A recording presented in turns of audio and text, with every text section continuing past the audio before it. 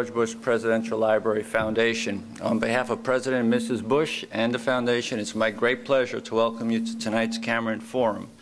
Tonight we have the great pleasure of hosting Roger Ailes, Director of Fox News, and he will be talking about the news media and politics in Washington. But before we get to the program, I have a few acknowledgments I'd like to make. First of all, tonight's program is only made possible through the generous support of Flo Creighton, who has endowed this program in memory of her father. I'm delighted that Flo is here with us today. And Flo, thank you very much.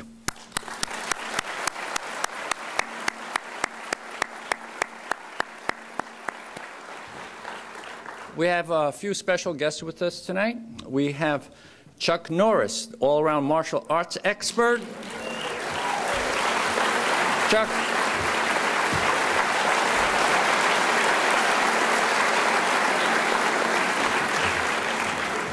Hey, Roger, that's going to be a tough act to follow.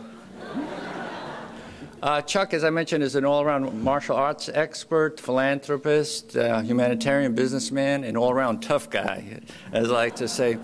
But Chuck has just started the Kickstart program here in Bryan with the Bryan ISD Independent School District, and we wish him all the luck with that program. As you know, that foundation works with children to build up their self-confidence and have them move forward in society and become so to speak, very powerful voices in their own communities and to make something of their lives. So Chuck, congratulations on that program, and I wish it luck here in Bryan ISD.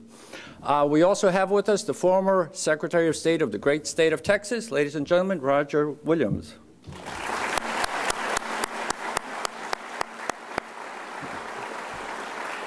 And his lovely wife, Patty. Patty, thank you for being with us also.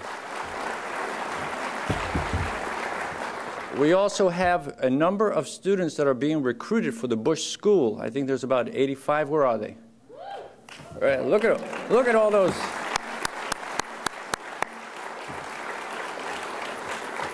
Look at all those young, eager faces that want to come to the Bush School. Gig 'em, as they say. Go for it.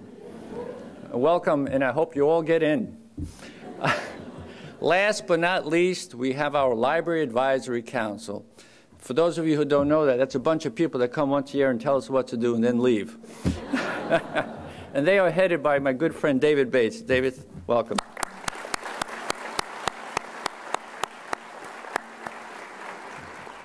Ladies and gentlemen, Roger will speak for about 20 to 30 minutes tonight. As I mentioned to you, he'll be speaking about politics and the media, politics in Washington in particular. After his address, he'll be happy to take questions from the audience. If you'd like to pose a question to Roger, please use the microphones that are in the aisles here toward the front. And please keep your questions short and to the point. I'd also like to welcome our other guests that are sitting in the overflow auditorium next door to this one and are watching the proceedings on closed-circuit TV. I would ask that at the end of the program you stay seated because Roger and the President will be happy to come in and take a few questions from you also. At this time, ladies and gentlemen, it's my great pleasure to introduce to you the 41st President of the United States. Ladies and gentlemen, George Bush.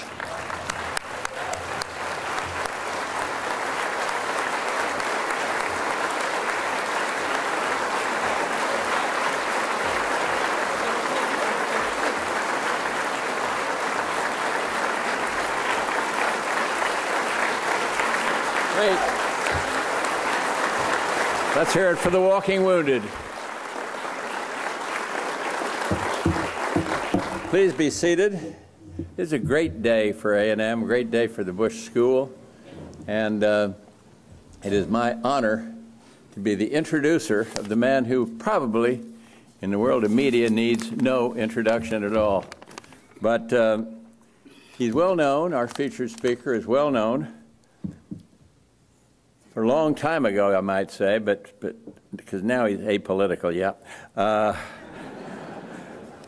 As a former Republican political operative, so when the New York Times recently wrote that he was also the most successful, this is the New York Times, the most successful news executive of the last 10 years, well, for one thing, you know, that really had to burn him up to write that about Roger. Not a happy day in the newsroom of the old gray lady. But on a kinder and gentler note, you'd also have to say that it was a well-deserved acknowledgement of the clear success that our friend Roger has had in turning the Fox News Channel and its sister networks into among the most trusted sources of news in America today. And what he doesn't know about the media can't be worth knowing.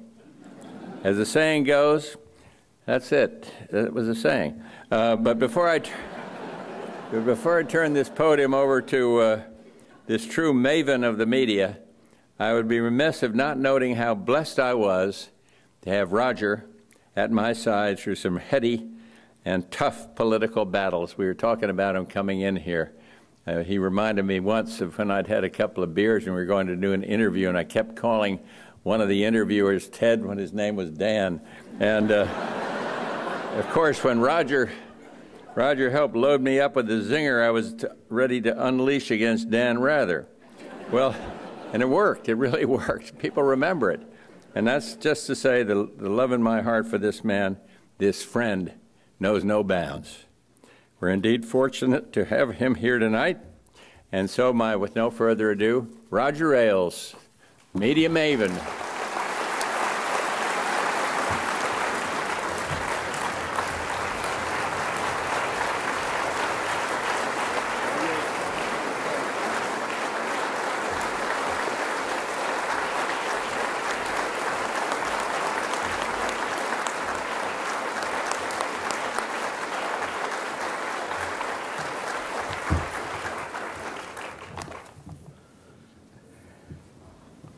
I see Chuck's here.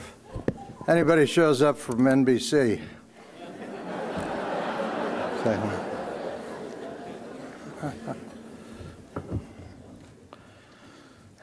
He did. We went to Otto's Barbecue in Houston, and he's having a couple of beers. I said, we got a late-night TV thing to do. And he said, I'll just have one more beer. And then he went over there. It was actually Ted Koppel. He kept saying, hey, Dan. I kept writing notes. No. He's Ted.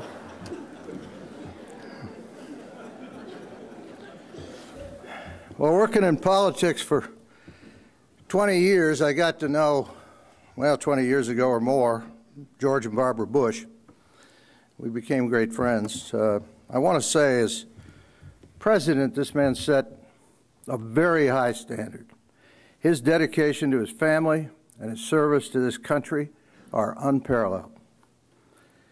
At a time when many are questioning the integrity of politicians, it's important to remember no one ever questioned George Bush's integrity.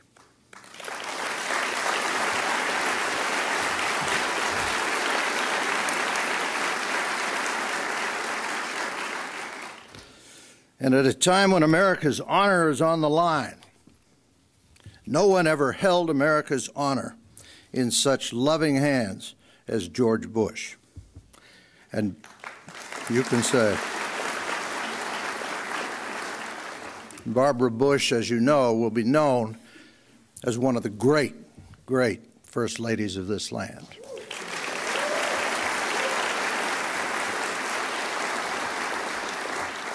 I met them many years ago when I was a media consultant. I always had trouble explaining to people what consultants do. And I found a story about two old ladies who had a big old black tomcat named Sylvester. And Sylvester was a kind of a pest, and he'd come in the morning, and they'd have to get up, and they'd go out at 11 o'clock at night, and they'd have to let him out. He'd go out into the night to do what tomcats are famous for, and then he'd come back at 5 in the morning and scratch on the door, and they had to get up, and they finally got fed up with it, and they decided, we're going to have Sylvester fixed. So they had Sylvester fixed, but it didn't work. He still goes out as at night, but he goes out as a consultant.